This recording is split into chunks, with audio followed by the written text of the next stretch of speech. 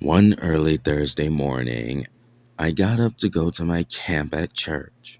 For the first time, I was actually going to go fishing with my church friends.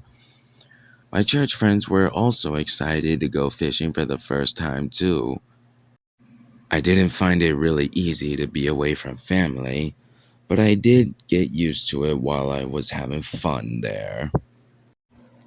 On our way to the lake, before jumping in, we had to get the boats out and the rowers out.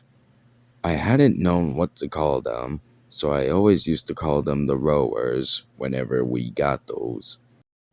The boat that we had to push into the water was heavy, and the color of it was blue, and it was wooden and old.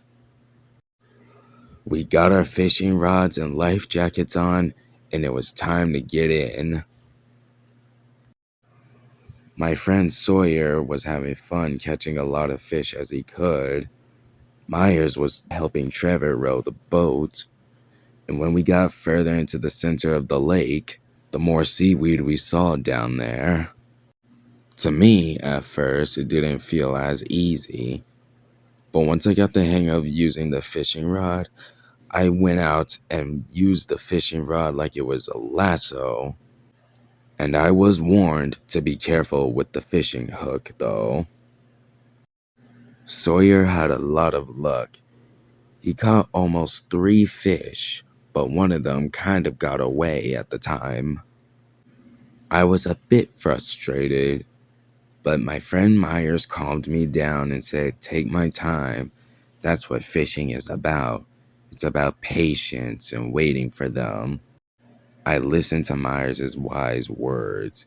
He was a kind friend and was very patient, and he knew the meaning of this. It even took him some time to learn about the rowers on the boat, and then he caught a fish himself after that. "Oh, Myers," I said to him, "you are very patient. I'll try being as patient as you while I fish." And so I tried.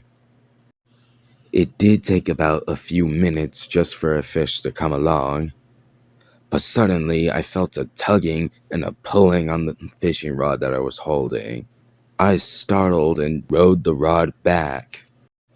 Oh dear," I spluttered, and once I got the rod strings closer and closer, I caught a fish for the first time. I was surprised. "Oh dear," I said, "patience really did get me somewhere." Myers was so proud of me. Even the churchmen were proud of me. And speaking of the churchmen, they all said it was time to go back to the cabin now, where we started.